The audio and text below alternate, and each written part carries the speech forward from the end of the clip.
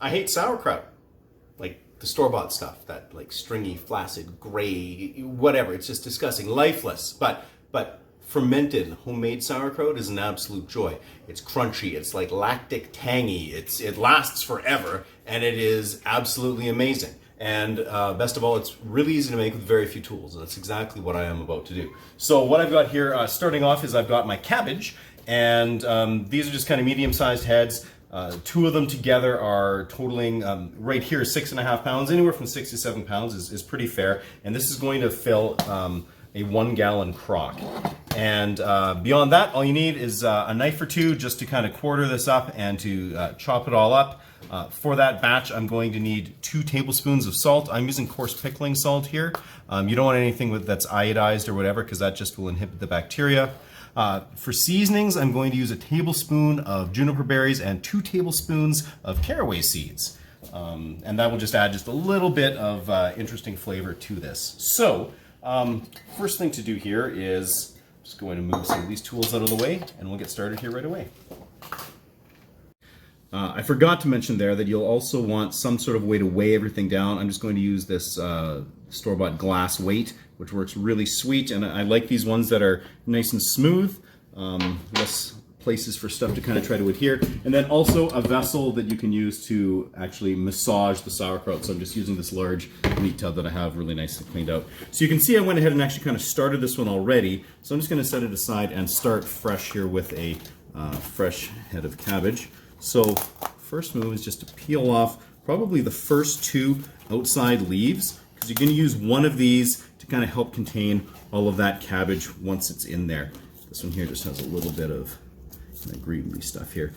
This cabbage I actually bought at a farmer's market. I like to think that the farmer's market, the local stuff, not only is it a little fresher, but also doesn't have pesticides and stuff, which could quite possibly help or inhibit some of the bacteria, which isn't good. So just take your large knife, and you're going to want to, if you're slicing everything up, you're going to want to quarter it, like so.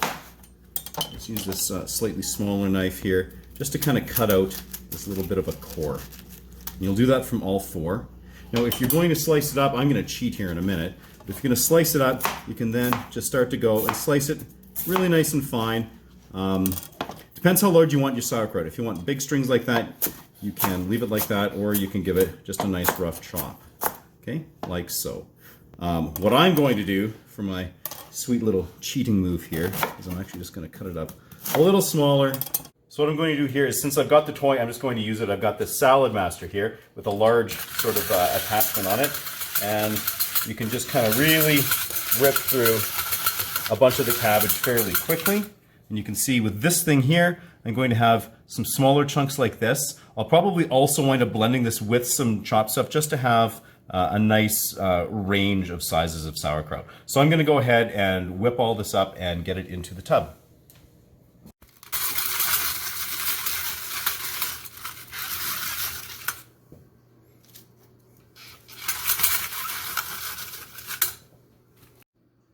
Well, here we go. That's just the 2 cabbage there. You can see it just explodes and takes up quite a bit more space once you have it all shredded up. So I'm going to take this salt. So this was 2.5 tablespoons of that salt. And now it's probably going to take 5 or 10 minutes or so just to sit here and just really massage it.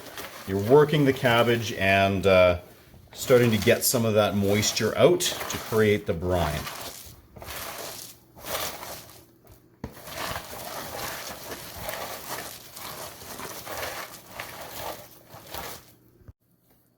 So after 5 minutes, I don't know if you can see it or not, but there's water definitely pooling in here. This cabbage is really quite moist, and you can see the water's squeezing out of it here. So it's time to add the spices. So we're going to add in this tablespoon. That's not my hand, obviously. Yeah, a tablespoon of juniper berries and the 1.5 tablespoons of caraway seeds there. And I'm just going to mix it up here for 30 seconds or so, just to get it really nicely distributed before we put it into the crock. Okay, so it's time to fill up. So I've got my crock here. I actually did go ahead and sanitize that with Star San sanitizer, just because I use that in all my home brewing and kombucha making and stuff like that. So it's sort of a force of habit. And just because you can never be 100% sure what might be residing inside that glass, So just starting with a clean slate there. And this is now just a matter of getting it in there without spilling it everywhere. Using this jar filler is kind of handy for that. So what we're wanting to do is get it all into here, and then we can kind of compress it, mash it down as much as possible.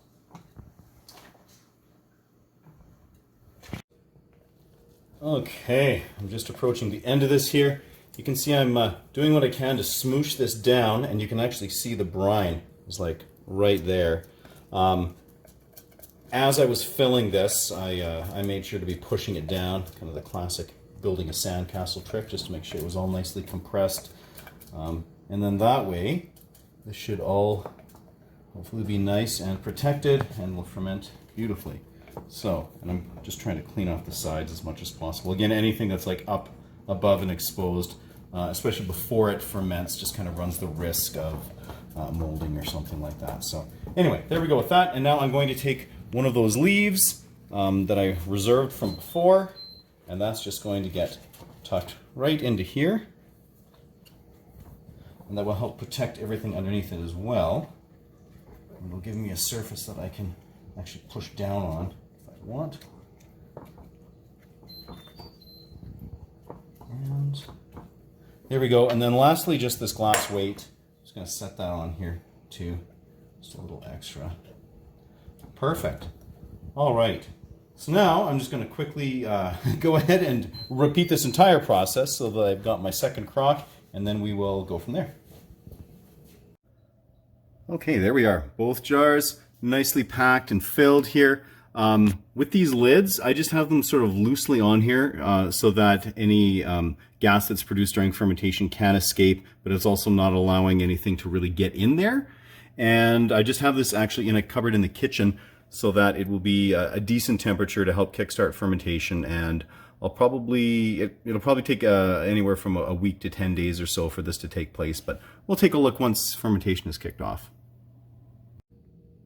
So I'm a day and a half in here, and you can see there's some obvious signs of fermentation going on here with the bubbling and the fact that everything's kind of risen up a little bit, and that's just with the carbonation kind of puffing everything up a little bit. So anyway, yeah, good sign. Things are coming along. Okay, so I tested this a few times over the days, and I actually wound up letting it go a full 2 weeks here, and I'm just really happy with the acidity here. You can see just a little touch of discoloration here. That's just from a little bit of oxidation or whatever, but that's not really going to impact the sauerkraut. So now I'm going to take them, throw them in the fridge, let them chill down before I go to tighten these lids on all the way, just because they'll still be producing some carbon dioxide, and I don't want to kind of build any pressure in there. But once it's nicely chilled down, then I can take another taste and portion some out into a jar. All right, it is time. I took that crock, I chilled it down for a couple of days, totally slowed down any of that lactic activity in there, and the lid can be screwed on tightly now, which is great for storage. I've got a little sample right here that I'm going to try.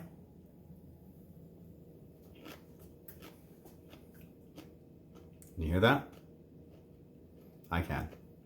It's beautifully crunchy. Okay, lots of nice texture to it. It's got just a fantastic lactic pop to it, that sourness.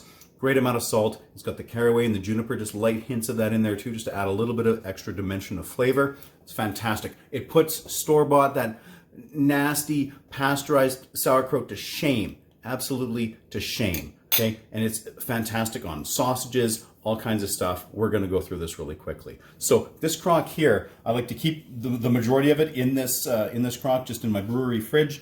This theoretically would last well over a year if I left it like this. And I just pull out and add to my, I like to call it my working jar here of sauerkraut in the fridge upstairs for when we're eating, and just topping it up as need be. So like you can see, this took very little time, very little effort. It was maybe 30 minutes all in on actual work, cleaning up and prep and all that kind of stuff. Then a couple of weeks letting it ferment and do its thing. And really inexpensive, just a little bit of cabbage and a couple of other ingredients. So huge fan of this. Hope you give it a whirl if you haven't yet. And until next time, keep it at 11.